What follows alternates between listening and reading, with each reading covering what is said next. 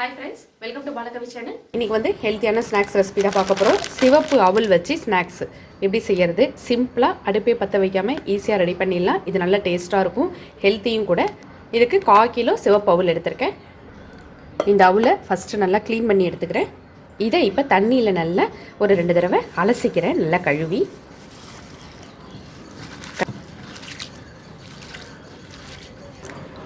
நல்ல தண்ணியை இதை மாதிரி ஒரு வடிகட்டி வச்சு ஃபுல்லாக ட்ரைன் பண்ணி எடுத்துகிட்டு, தண்ணியே கிடையாது, தண்ணியே இருக்கக்கூடாது. இப்போ இதை மாதிரி நல்ல ஈரப்பதமாக இருக்கணும் அவல்.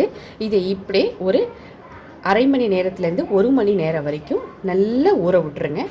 நல்லா ஊறட்டும். ஒரு பிளேட் போட்டு நான் மூடி வச்சிடுறேன். ஃப்ரெண்ட்ஸ், நமக்கு நல்லா அவல் வந்து ஊறி வந்துருச்சு பாருங்கள். தண்ணி தெளித்து ஊற வச்சோடனே ஊறி வந்துருச்சு. நல்லா பஃபியாக வந்திருக்கு பாருங்கள். உப்பி அவல் எவ்வளோ சப்பையாக தட்டையாக முறுமுறுப்பாக இருக்கும்.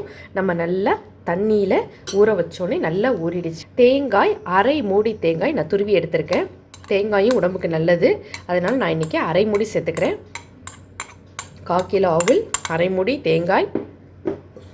இதை ஒரு பிரேக்ஃபாஸ்ட்டாக கூட நீங்கள் குழந்தைங்களுக்கு கொடுக்கலாம். வெல்லம், ஒரு 3/4 கப் அளவு வெல்லம் வந்து நல்லா துருவிக்கிட்டேன். இல்லைனா நல்லா போட்டு இடிச்சுக்கோங்க. இடித்து நல்லா துருவலை தான் தூவி சேர்த்துக்கணும் இதில். ஏன்னா இதை நம்ம அப்படியே தான் சாப்பிட போகிறோம். அதனால் இந்த மெத்தட் எல்லாமே நீங்கள் கரெக்டாக இதே மாதிரி ஃபாலோ பண்ணி சாப்பிட்டு பாருங்கள். நல்ல டேஸ்ட்டாக சூப்பராக இருக்கும். நல்ல ஹெல்த்தியான ஒரு ரெசிபி, ஸ்நாக்ஸ், பிரேக்ஃபாஸ்ட் எப்படி வேணாலும் நம்ம எடுத்துக்கலாம். நான் அவ்வளோதான் ஃப்ரெண்ட்ஸ், நல்ல ஹெல்த்தியான ஒரு ரெசிபி வீடியோ நான் இன்றைக்கி உங்களுக்கு ஷேர் பண்ணியிருக்கேன். உங்களுக்கு இந்த வீடியோ பிடிச்சிருந்தா மறக்காமல் லைக் பண்ணுங்கள், உங்கள் ஃப்ரெண்ட்ஸுக்கு ஷேர் பண்ணுங்கள். இந்த பாலகவி சேனலை சப்ஸ்கிரைப் பண்ணிவிட்டு பக்கத்தில் உள்ள பெல் சிம்மில் ப்ரெஸ் பண்ணிங்க ஃப்ரெண்ட்ஸ்.